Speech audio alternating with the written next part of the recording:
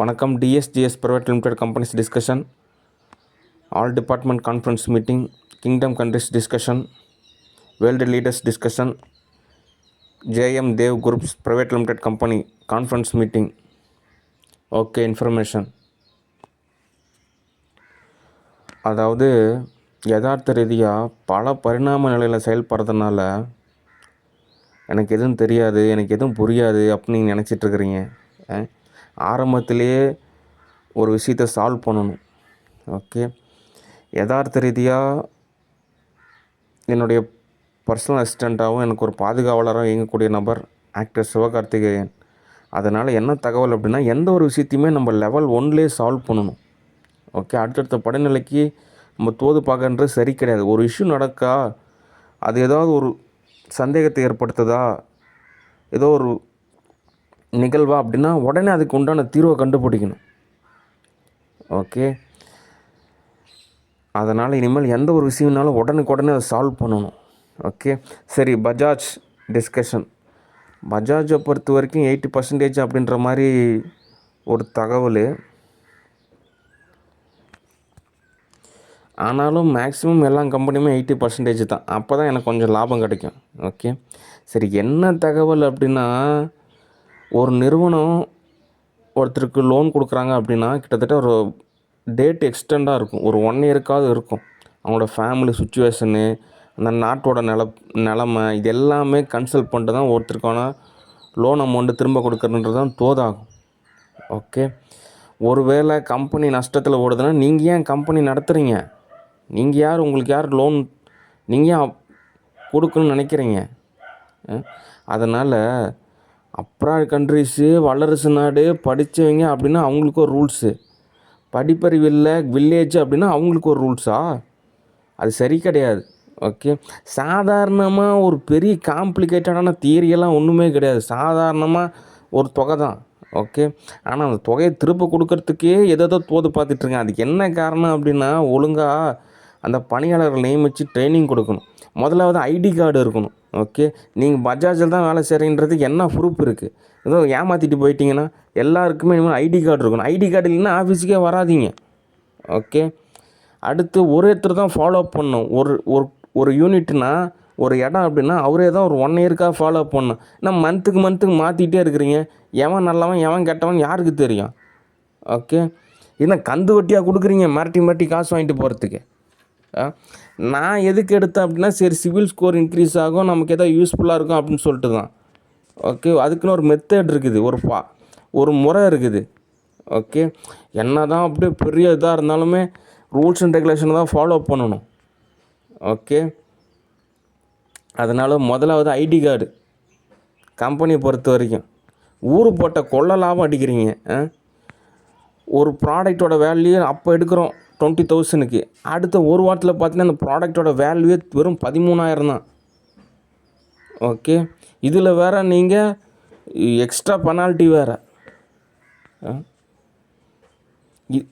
சரி, நீங்கள் சம்பாதிக்கிறீங்க, அதுக்கு ஒருத்தர் வேலைக்கு நியமிக்கிறீங்க, அந்த வேலைக்கு நியமிக்கக்கூடிய நபர்களுக்கு எல்லாம் கரெக்டாக தோது பார்க்கணும். ஓகே, ஒரு மெத்தட் இருக்குது. ஒரு எஸ்எம்எஸ் அனுப்பலாம், இல்லை எதனா ஒரு டீசென்சியாக பேசணும். ஒழுக்கம் விழுப்பம் தரலாம், ஒழுக்கம் உயிரினு ஓம்பப்படும். ஓகே, பேசுகிறப்போ ஒரு நாகரிகம் இருக்கணும். ஏங்கிட்டே எப்படி பேசுகிறீங்க? இன்னும் மற்ற நபர்கிட்டலாம் நீங்கள் எப்படி பேசுவீங்க? ஒவ்வொரு கிளைண்ட்டுமே நமக்கு ஒரு பெரிய ஒரு பொக்கிஷம் மாதிரி. ஏன் அப்படின்னா அவங்க இன்றைக்கூட கிடையாது, அவங்க இன்னும் நிறையா டைம் நமக்கு நான் ஒரு கஸ்டமர். அந்த கஸ்டமர் சாட்டிஸ்ஃபேக்ஷன் ஆகிற மாதிரி ஒரு நிலையில் தான் நம்ம தொழில் நடத்தணும். அப்போ தான் லாபம் சம்பாதிக்க முடியும். ஓகே, ஒவ்வொரு கஸ்டமரையும் ஒவ்வொரு கிளைண்ட்டையுமே எப்படி நிராகரிச்சுட்டு இருந்தீங்க அப்படின்னா, நீங்களும் வேணாம், உங்களுடைய கம்பெனி வேணாம்னு சொல்லிட்டு அவங்க வேறு கம்பெனிக்கு போவாங்க. வேலை செய்கிறவனுக்கு ஒரு நஷ்டமும் கிடையாது. அவனுக்கு இந்த கம்பெனி விட்டால் வேறு கம்பெனி, அவன் ஏதோ பொழப்பு தொட்டிட்டு போயிட்டே இருப்பான். கம்பெனி நடத்துகிறவனுக்கு தான் அந்த அருமை தெரியும். ஏதோ வேலைக்கு வந்தால் அப்படின்னா ரூல்ஸ் அண்ட் ரெகுலேஷனை ஃபாலோ பண்ணணும். இத்தனைக்கும் அந்த மார்க்கெட் ஷேர் ஹோல்டரு, ஒரு ஃபவுண்டர் கேட்டகரி, சிஇஓ கொஞ்சம் கூட ரெஸ்பான்சிபிலிட்டி இல்லை.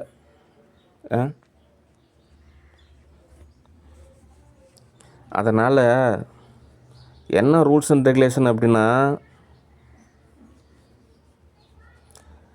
கம்பெனியை பொறுத்த வரைக்கும் உதாரணத்துக்கு ஒரு பாலைவனம் மாதிரி தான். பாலைவனத்தில் பகல் டைம் ரொம்பவே வெப்பமாக இருக்கும், இரவு பொழுதில் குளிராக இருக்கும். ஓகே, அந்த நிலப்பரப்பு அந்த வகையில் தான் இருக்கும். அதே மாதிரி தான் ஒவ்வொரு நிலப்பரப்புலுமே நிறையா இஷ்யூ இருக்குது. இப்போ தான் எலெக்ஷன் முடிஞ்சுது. ஓகே, ஒவ்வொரு விஷயத்தையும் கடந்து தான் வரணும். எது எப்படி போனால் என்ன, எங்களுக்கு வந்து அமௌண்ட் கொடுங்கன்னா எப்படி கொடுக்க முடியும்? அதாவது மனசாட்சியே கிடையாது. நாடு எப்படி போனான்னா, மக்கள் எப்படி போனான்னா, அவங்க எப்படி போனான்னா, இவங்க எப்படி போனான்னா, எனக்கு எல்லாம் தோதாகுதா? அப்படி தான் நினைக்கிறீங்க. பயங்கரமான ஒரு சுயநலவாதிகளாக இருக்காங்க. ஏன்னா கம்பெனிலன்னா அவார்டாக கொடுக்க போகிறாங்க. கொஞ்சமாவது மனசாட்சியாக நடந்துக்கணும். ஓகே, பேசுகிறதுக்குன்னு ஒரு முறை இருக்குது, ஃபாலோ பண்ணுறதுக்குன்னு ஒரு முறை இருக்குது. நான் ஆரம்பத்தில் சொல்லியிருந்தேன், ஒரு 100 ரூபானாலும் சரி அந்த உடனே பில்லு போட்டு கொடுக்குற ஒரு மிஷின் வாங்கணும் அப்படின்னு. எதை பற்றியுமே கவலைப்பட கிடையாது. எதுக்கு இந்த கம்பெனி தேவையில்லாமல் மார்க்கெட் ஷேர் வாங்கிட்டு இதில் வர கர்மவனை ஏற்படுத்திக்கிட்டு நம்ம பெனிஃபிட் எல்லாமே கம்பெனிக்கு தான் போகுது. நான் கூட யோசிச்சேன், என்னடா இது எப்போ பாரு ஏதோ ஒரு இறதாக இருக்குது, இவ்வளோ பட்ஜெட்டு, இவ்வளோ டீம், கிட்டத்தட்ட 1,00,000 பேரை வச்சு நான் ஆர்கனைசேஷன் பண்ணுறேன். அப்பயும் நான் என்னால் ஒரு ஒரு ஒரு நல்ல நிலைமைக்கு ஒரு நல்ல ஒரு ஷேப்புக்கு தோதாகிற மாதிரி சூழ்நிலை அமையல. எவனும் ஒருத்தன் மாதம் 10,000 20,000 சம்பாதிக்கிறான், அவன் பார்த்தா அவ்வளோ கெத்தாக இருக்கிறான். என்னடா பிரச்சனைன்னு யோசிக்கும் போது தான் கம்பெனி உறிஞ்சு எடுக்கிறாங்க. அப்படியே நம்மகிட்ட இருக்கிற எல்லா விஷயத்தையும் அப்படியே உறிஞ்சு எடுத்துடுறாங்க. அப்போ தான் அதனால தான் மட்டுப்படுத்தப்படுற மாதிரியான ஒரு சூழ்நிலை.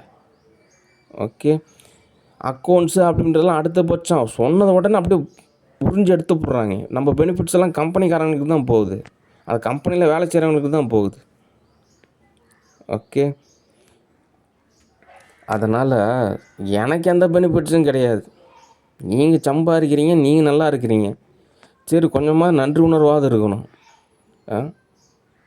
ஒரு பக்தி கிடையாது, ஒரு பணிவு கிடையாது, ஒரு டிசிப்ளின் கிடையாது, சொல்கிறத ஃபாலோ பண்ணுறதும் கிடையாது, ஒரு ஐடி கார்டு கிடையாது, ஒரு மிஷின் கிடையாது.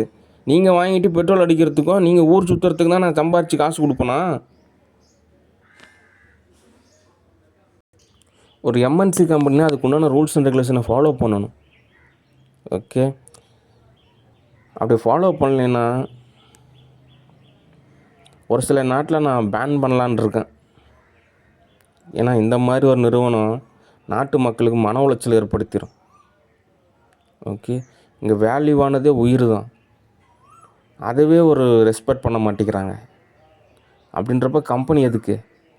ஓகே, அதனால் இந்த பஜாஜ் கம்பெனி என்னன்னு கவனிங்க.